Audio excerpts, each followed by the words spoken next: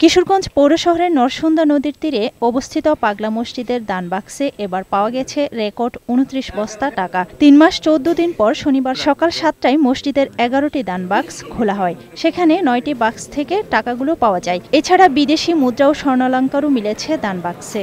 বাকি দুটি বাক্সের টাকাও গুনে দেখা হচ্ছে। স্থানীয়রা জানান, মনের আশা পূর্ণ হবে এমন বিশ্বাস থেকে ধর্ম বর্ণ নির্বিশেষে অসংখ্য মানুষ এই মসজিদে দান করেন। দানের টাকার একটি অংশ জেলার বিভিন্ন ধর্মীয় প্রতিষ্ঠানে অনুদান ও জটিল রোগে আক্রান্ত অসহায় মানুষকে সহযোগিতা হিসেবে দেয়া হয়। আমি একটা মানত করে গেছিলাম যে সেই মানটা যদি পূরণ হয় তাহলে আমি এই মসজিদে আবার আসবো।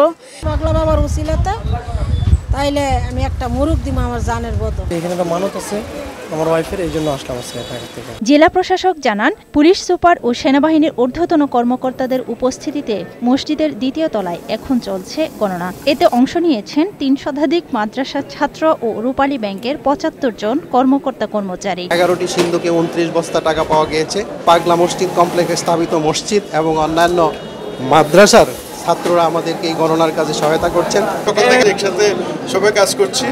এই যে টাকা যে গুণা হচ্ছে এবং যে শুরুতে বস্তাতে নেওয়া হলো, সেখানে সার্বিক যে নিরাপত্তা আমাদের সেই নিরাপত্তা বিরাজমান এবং এটা সম্পূর্ণ না হওয়া পর্যন্ত সেটা আমাদের থাকবে। জেলা প্রশাসক জানান, দানের টাকা জমা রাখা হয় মসজিদের নামে খোলা একটি ব্যাংক অ্যাকাউন্টে। সেই টাকা থেকে প্রায় ১১৫ কোটি টাকা ব্যয়ে বহুতল মসজিদ কমপ্লেক্স নির্মাণের উদ্যোগ নেওয়া হয়েছে।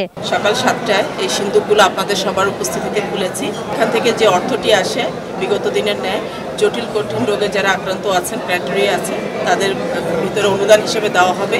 পাগলা মসজিদ কমপ্লেক্সের সংলগ্ন কিছু জায়গা আছে, এই কমপ্লেক্সটিকে বাড়ানোর জন্য সেই জায়গাটি ক্রয়ের জন্য আমরা কার্যক্রম গ্রহণ করেছি। সবশেষ গেল আগস্টে মসজিদের দান বাক্স থেকে পাওয়া গিয়েছিল ৭,২২,১৩,০৪৬ টাকা। ডেস্ক রিপোর্ট, বৈশাখী সংবাদ।